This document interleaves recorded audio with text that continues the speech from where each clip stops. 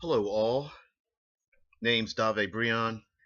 This is a video response and a fake fight with woodwwad, wood WWAD. Anders been listening to his channel for quite some time at work and love what he does. And this is a response to his immersion video, full immersion. Now I say a fake fight because honestly I love what he's done, but I have to give my example of what I believe full immersion is concerning role playing.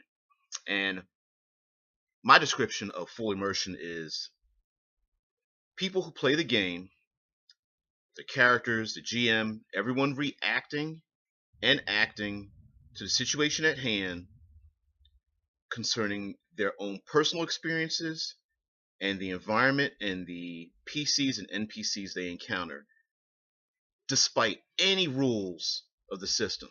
Doesn't matter what the rules say, what the dice say, your character or the GM and the players around you are now reacting to what they see in front of them based on their own experiences and the environment around them.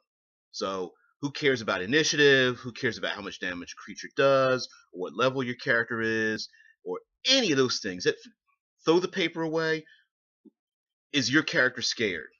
Are you shitting your pants? If you're peeing yourself, hey, that's full immersion. My character is now doing the Hershey squirts because I am friggin' scared. Okay, you don't need to roll that. You don't need dice to prove whether you made your saving throw or something. No, I run. As a matter of fact, Andrews has a video on fighting oozes. He said you run. Who fights an ooze? You run. That shit's scary. And full immersion to me is just being able to experience everything. Now, I differ with him about acting, almost LARPing your character. I feel like I can reach a 10 on the immersion scale without having to act out every scene. But I do appreciate a great gaming group, and if I'm game mastering a group of people where all of their actions and reactions are real for the moment. Hey, my character's been poisoned 3 times, so now my character's freaking scared of being poisoned by anything.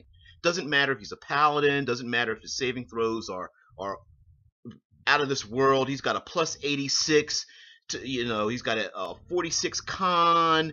This character is monstrously broken, and yet he's still scared of getting poisoned.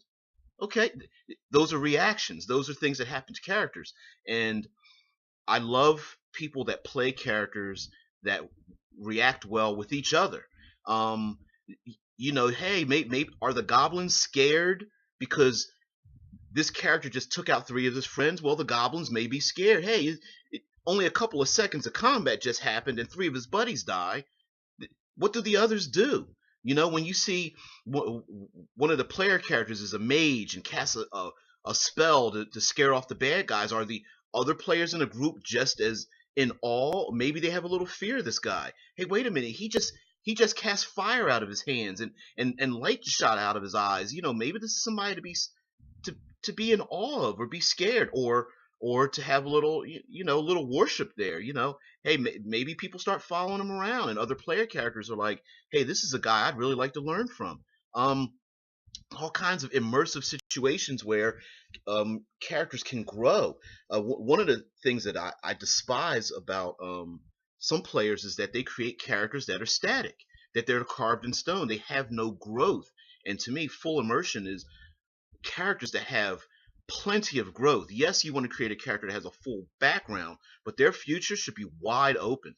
You should have characters that want to experience things. Hey, if your character almost drowns, maybe he has a life experience where he's like, man, I'm thinking of life a little differently. I almost drowned in the ocean, and a couple of adventures later, we have to take an ocean voyage, and he's going, well, shit, I don't want to do that with these guys. I mean, I'm loyal, but am I really ready to get on an ocean voyage for a couple of months, stuck on this wooden box and it's just bobbing around on the water. I don't like that. But maybe he has the other characters have to talk him into it and things. These are experiences. Everything that your character goes through when they find treasure and they try to divide it up and they start.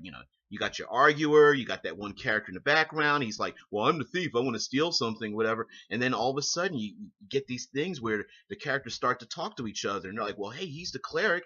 I know he wants to give to his church. I'm going to give my treasure to him because I feel like that's important to that character.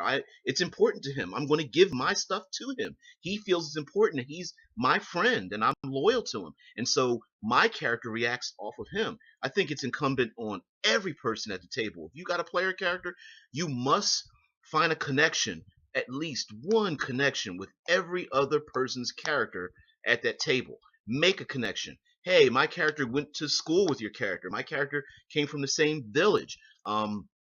Well, maybe our characters are at odds. Maybe these two characters were on opposite sides of a major war, and now they're adventuring together. But maybe they're at odds. Superman and Batman is the perfect example. They're two people from two sides of the same coin, and they work together, but they have different feelings, and they can respect each other's opinions and still work together. And having that, to me, that's an immersive element to me. The LARPing element, I have to say that on a personal note, I don't believe that it's always necessary to have that at a tabletop. I believe the full immersion of acting out the characters, I love it. And there are moments where you can just throw the characters away in the dice and just act out so many memorable moments that you can recall, and you almost want to relive those moments with other people as if it really happened, like telling a movie or something. But to me, full immersion is acting and reacting with the history and the emotion and the environment that is presented to you as a player character and as a game master, and everyone at the table doing the same thing. So thank you very much, and I hope this fake fight continues.